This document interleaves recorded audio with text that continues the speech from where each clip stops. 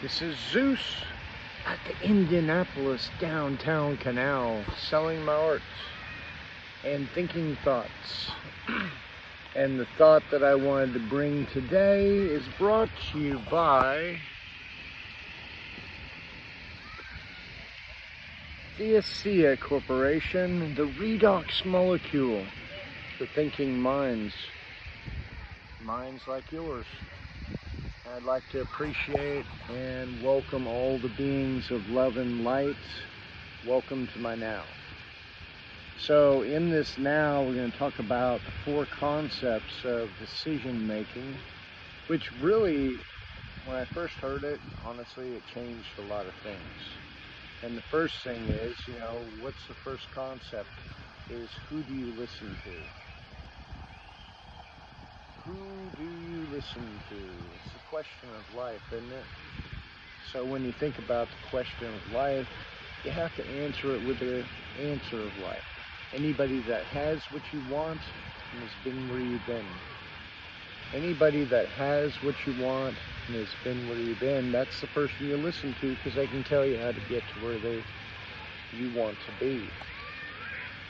With that being the case, now you have your answer unfold, and normally it's you. You normally have the answer already locked up in your own head. And you really haven't spent a lot of time thinking about it, and sometimes just getting out in nature and by the water and just doing you and breathing that good ass prana, right? And just being the version of you that you'd really like to be now. Sometimes we're not in the position where we can actually be that person with the person we want to be.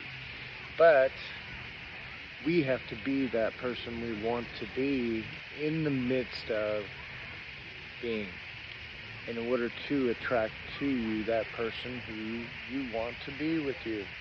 How would it feel right now? And so now when we're thinking about a thought, it's got to materialize that being. Maybe not in the same essence, like we got a squirrel here. It's a squirrel named Sherry, right? And so we make these things all around us. Look at that beautiful fountain. I love the fountain. I love the beam, So now we're thinking about who do we listen to. Now we go into the teachability index. I got something I want to do, so I'm going to listen to somebody. What is my willingness to listen, to learn about what I need? Learn about it.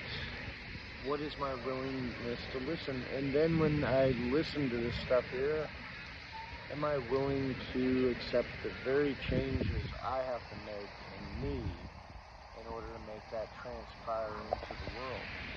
That's the key point. So you just walk through the second concept of life is, what's my willingness to learn and what's my willingness to accept change, predicated upon every piece of success. I've seen it myself. I've walked in it. And I've walked without it and seen what came as results. It's about decision and choice.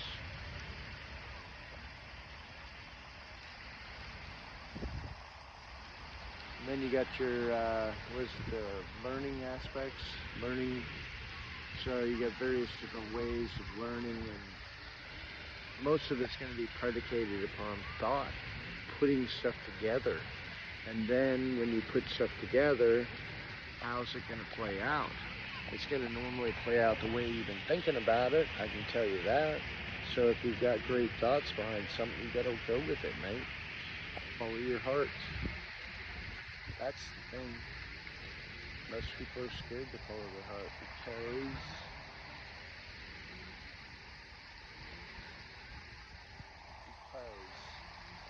and then you have the 4 stages of learning any new concept or any new thing, which this is a lot of information in this video, and it's very light colored information, but honestly I don't think people could handle much more without their eyes rolling back in their head, because I know I've heard about the different levels of people understanding stuff, and if you go too high with it, then it becomes a deterrent.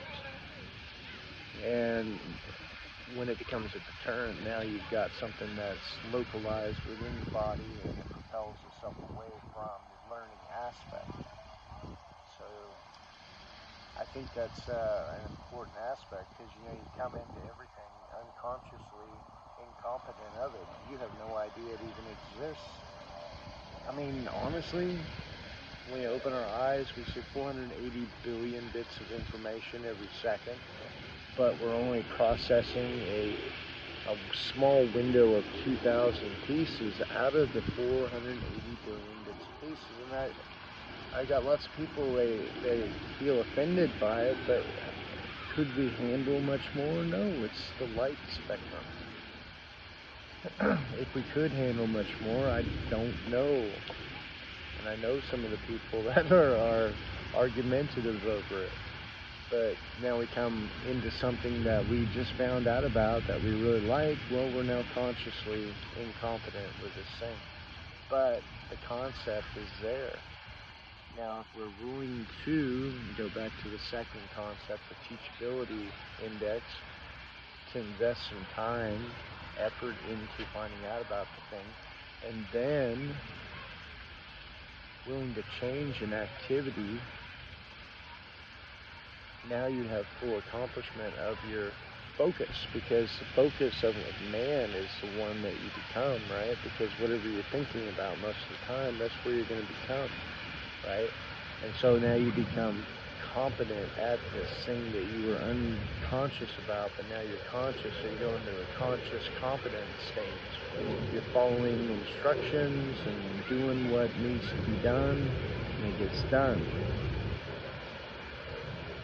And then you do it so many times, you become habitualized to it, meaning you're unconsciously competent.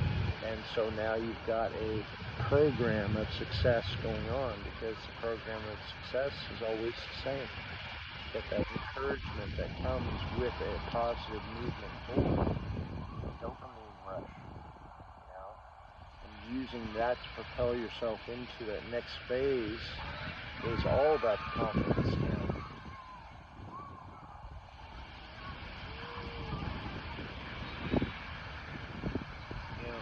It's interesting, isn't it? But that's all I've got right now. I wish everybody the very best day. I mean, it's beautiful out here, and the sun is shining. May the winds of change always be falling in your favor, and always working out in the very best of your love and your light for this wonderful, wonderful experience. Heaven on earth. Blessings.